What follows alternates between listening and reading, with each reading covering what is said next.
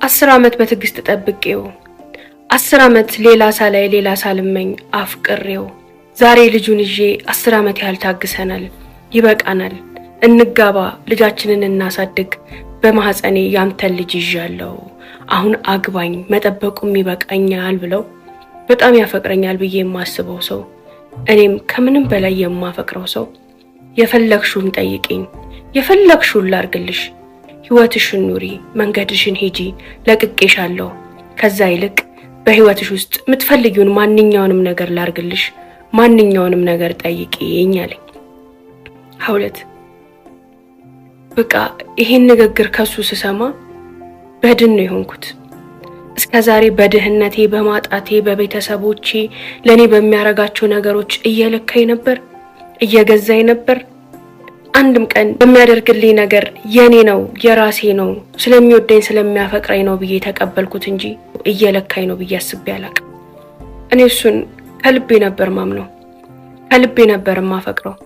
የራሴ የሆነን ያህል ነበር እርግጠኝነት የነበረኝ እሱ ላይ።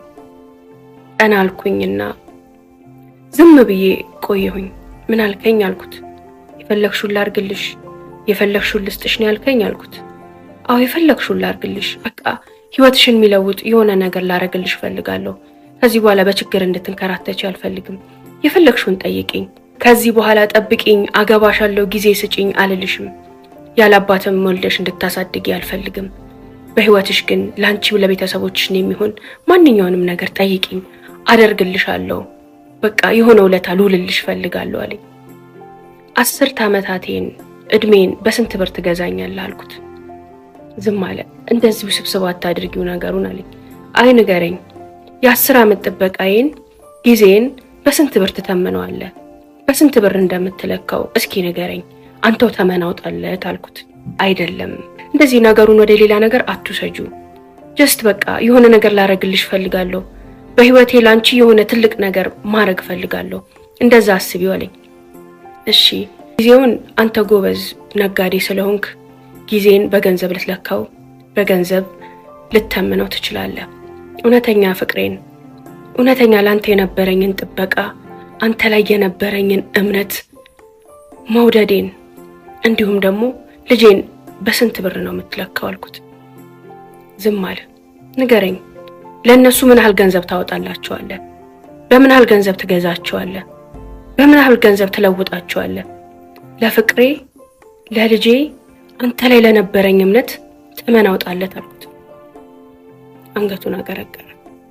ነገሩን አታወሳስቢብኝ፣ ነገሩን አታጠላልፊብኝ። እኔ ያልኩት ሌላ ነገር አይደለም። ጊዜሽንም ፍቅርሽንም በገንዘብ ልለውጠው ፈልጌ አይደለም፣ ምለውጠውም ነገር አይደለም። ግን በቃ የኔና አንቺ ነገር እንደማይሆን አሁን አረጋግጫለሁ። ወንድም የሚያገባ ነገር አይደለም። እኔ ደግሞ ለራሴም ለቤተሰቤም ቃል ገብቻለሁ። እነሱ ሳያገቡ እነሱ የራሳቸውን ህይወት ሳይመሰርቱ እኔ ገና ህፃን ልጅ ነኝ፣ ምንም ያሯሩጠኝ ነገር የለም ብዬ ቃል ገብቻለሁ። እስከዛሬ ለፋውበትን እዚህ ያደረስኩትን ነገር በአንድ ተልካሻ ነገር ላጣው አልፈልግም። ከምንም በላይ ቤተሰቦቼን ማጣት አልፈልግም። ይሄን ታውቂያለሽ። ቤተሰብ ያልተስማማበት ትዳር ደግሞ ትዳር አይደለም። ስለዚህ በቃ አንቺ ጥሩ ሰው ነሽ፣ መልካም ሴት ነሽ። በህይወቴ ድጋሚ እንዳንቺ አይነት ሴት እንደማላገኝ እርግጠኛ እየሆንኩ ነው ካንቺ የምለየው። እንዳንቺ አይነት ሴት ድጋሚ ብፈጠር እንኳን እንደማላገኝ አምናለሁ። አንቺን ያገኘ ሰው እድለኛ ነው። ግን በቃ ተረጂኝ። ከምነግርሽ በላይ ህይወታችን ውስጥ ቤተሰቤ ውስጥ ብዙ ችግሮች አሉብኝ፣ ብዙ ነገሮች አሉብኝ። አንቺ የምታውቂው ጥቂቱን ነው፣ ያልነገርኩሽ ብዙ አለ። እንድነግርሽ አትገፋፊኝ፣ ተረጂኝ። ስተውሽ ግን ስለይሽ አንቺ ጋር ማስቀምጠው ማስታወሻ ፈልጋለሁ። ላንቺ ማረገው አንድ መልካም ነገር ፈልጋለሁ አለኝ።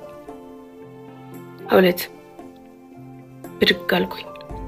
ሰጥቶኝ የነበረውን የወርቅና የአይፎን ስልክ ስጦታ ከቦርሳ ያወጥቼ ፊት ለፊቱ አስቀመጥኩለት። ሌላ ቃል አልጨመርኩም፣ አልቀነስኩም። ብድግ ብዬ ተነስቼ በተቀመጠበት ጥዬው ሄድኩኝ። ለወትሮ ከሱ ጋር ስጣላ ስጨቃጨቅ እንባ ነበር የሚቀድመኝ። በጣም አለቅስ ነበር። ከማልቀሴ ብዛት 2 ቀን 3 ቀን እታመም ነበር። የዛለት ግን በድን ሆንኩኝ። እንባ ያልወርድ አለ። ጭንቅላቴ ማሰብ አቃተኝ። በቃ ከውስጤ የሆነ ነገር ተቆርጦ የወጣ ይመስል በድን ሆኜ ነበር። ምንም ስሜት ሊሰማኝ አልቻለም። እንባ እንዲወጣኝ ፈለኩኝ፣ እንዳለቅስ ፈለኩኝ፣ የሆነ እንድጮህ ፈለኩኝ። ግን ከዓይኔም ከአንደበቴም ከልቤም ምንም ድምፅ አጣሁ። ቀጥ ብዬ በእግሬ የሄድኩትን መንገድ አትጠይቂ። የሆነ ሰዓት ላይ አቅለሸለሸኝ፣ በጣም ደከመኝ፣ እንደ በማነን አደረገኝ። በዛ ጨለማ አንዱ ጥግ ላይ መቀመጫ ፈልጌ ቁጭ አልኩኝ። ተነፈስኩ፣ ማልቀስ ፈለኩ። ምንም ነገር ግን ሊወጣልኝ አልቻለም። በቃ ሁሉን ነገር የረሳሁኝ፣ ሁሉ ነገር ከጭንቅላቴም ከልቤም የተደመሰሰን ያህል በድን ድንጋይነት ተሰማኝ። ትንሽ ራሴን አረጋግቼ እዛ ጋ የነበረ አንድ ራይድ ታክሲ ይዤ ወደ ቤት ሄድኩኝ።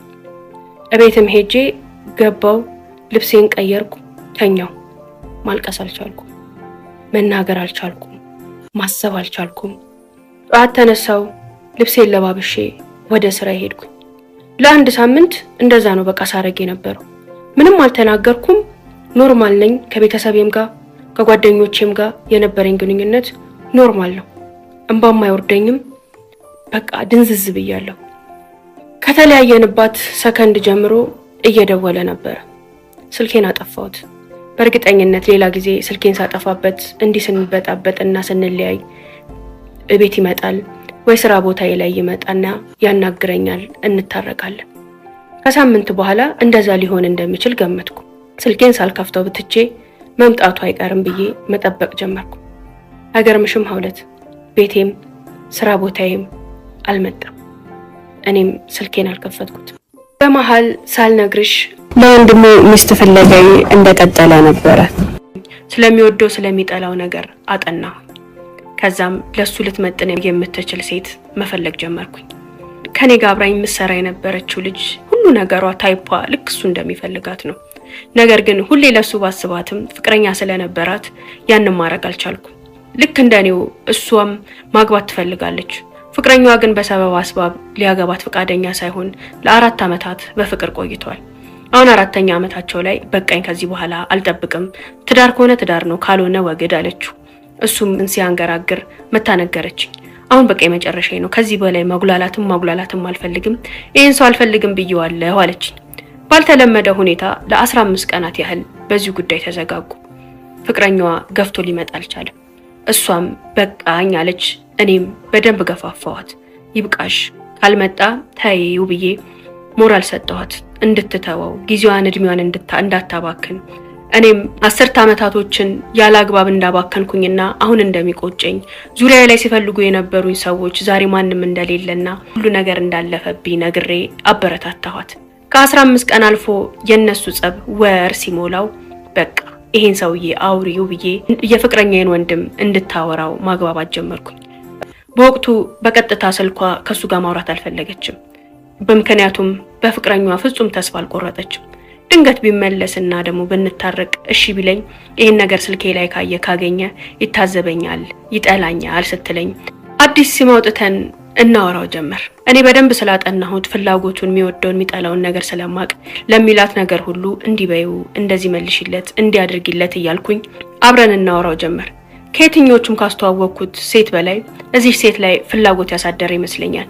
በደንብ ያወራት፣ መልስ ይሰጣት፣ መልሶ መላልሶ ቴክስት ያደርግላት ጀመር። አንዳንዴ ስልኩ እኔ ጋር እንዲሆን ታደርጋለች። እኔ ምን እንደምለው ስለማላቅ ራስሽ አውሪው ያለች ስልኩን ለኔ እየሰጠችኝ የራሷን ስልክ ይዛ ትሄዳለች። ማታ ላይና እሷ ጋር አብረን በማንሆንበት ሰዓት ለሚልካቸው መልእክቶች ሁሉ እኔ መልስ ሰጥ ጀመር፣ እሷን እየሆንኩኝ። ከፍቅረኛዋ ጋር በተጣሉ በ2ኛው ወር ነው በ3ኛው ወር አካባቢ ታረቁ። ከሱ ጋር ሲታረቁ ያን ሲም እኔ ጋር ተወቹ። ሲም ካርዱን ዘግቼ አስቀምጬው ነበር። ፍቅረኛዋ ሽማግሌ ሊልክና ሊያገባት ተስማምቶ አንድ ላይ ሆኑ። ለሷ ሽማግሌ በተላከበት እሷ ልታገባ ቀን በተቆረጠበት ወቅት ላይ ነበረ እኔና ፍቅረኛዬ ለመጨረሻ ጊዜ የተለያየ ነው።